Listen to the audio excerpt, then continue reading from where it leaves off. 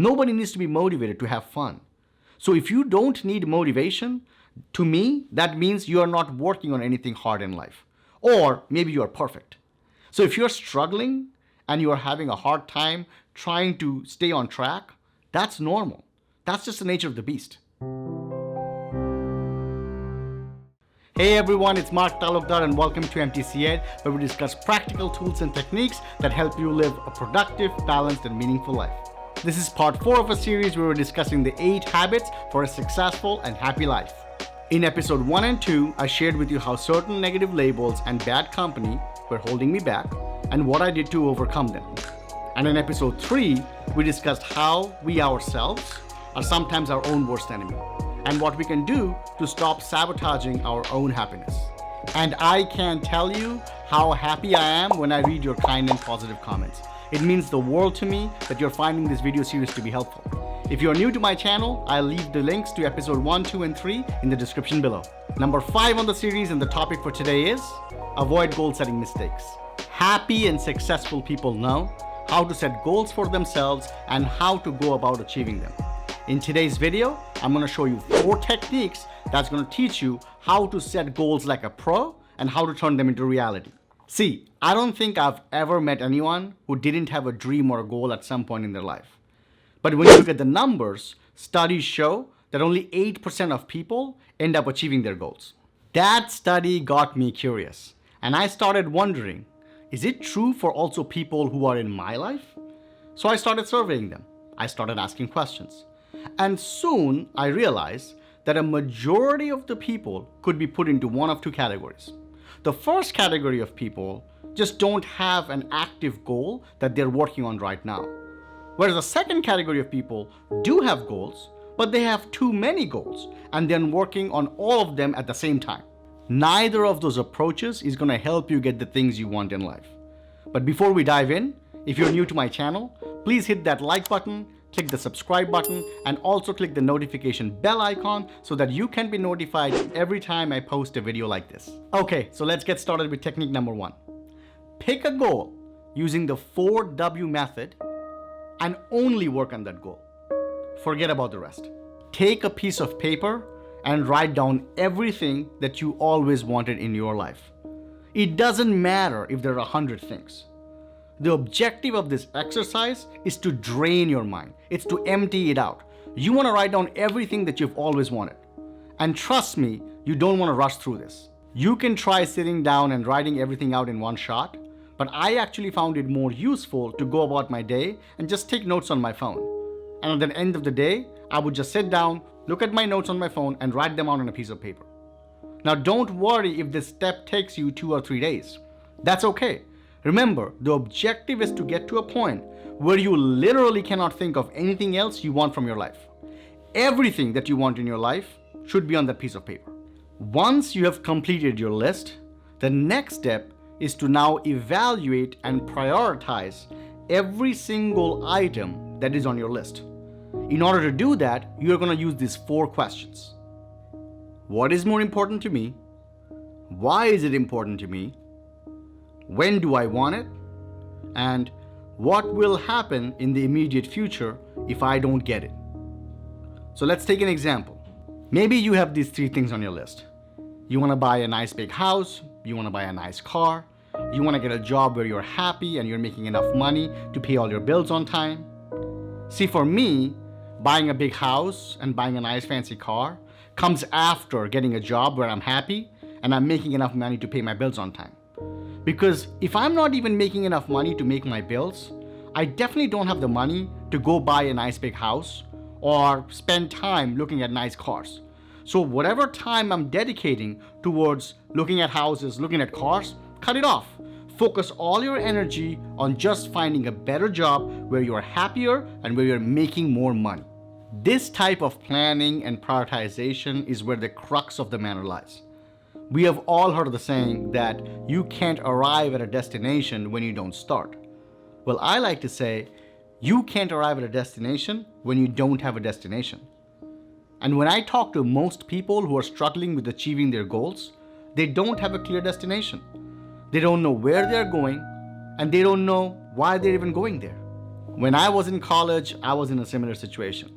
I had way too many goals and I couldn't focus on any one of them.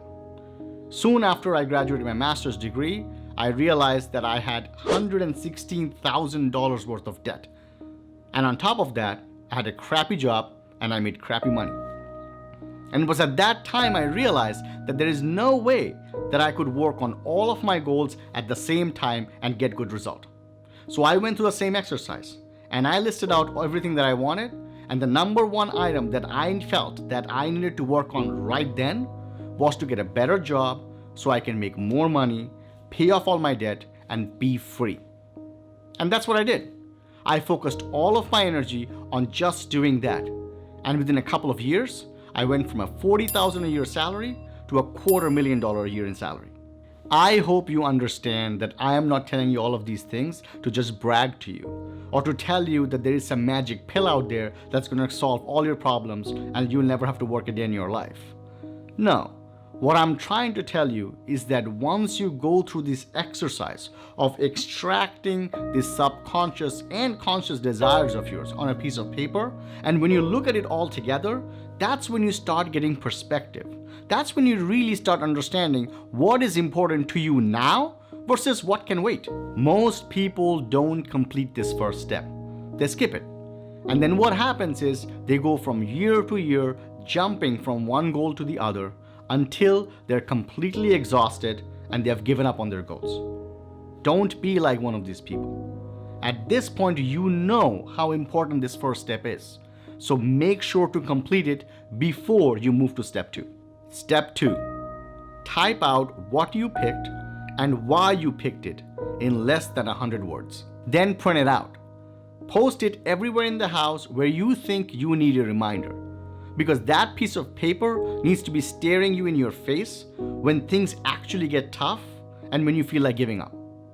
I literally post my goals everywhere in the house. If you actually stop by randomly, you'd probably think a madman lives here. What ends up happening is that these printouts become your accountability partner, your coach.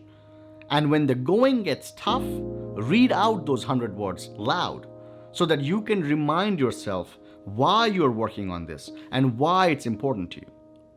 Remember, motivation is only needed for hard things in life. Nobody needs to be motivated to have fun. So if you don't need motivation, to me, that means you are not working on anything hard in life. Or maybe you are perfect. So if you're struggling and you are having a hard time trying to stay on track, that's normal. That's just the nature of the beast. Everybody has goals and dreams and desires in life. But the reality is that there is so much day-to-day stuff that we have to do just to survive that we almost never get an opportunity to work on our passion projects, to pursue our goals. These techniques that I'm giving you is going to give you a system so that you can really zero down on the things that are the most important to you and find a way to achieve them. Step 3, figure out the how part. See, most people will skip step 1 and 2 and they'll go straight to how. But believe me when I tell you this, you will approach the how do I do this factor with so much more gusto when you actually have zeroed down on the only thing that you need to be focusing on. You're not worried about figuring out how to do 10 other things. You just have to figure out how to do this one thing. And to figure out the how part, you need 2 things.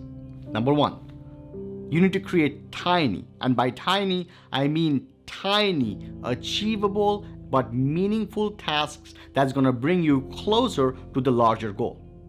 And as you start completing these tasks, you will start feeling a sense of accomplishment that's going to give you the momentum to keep going.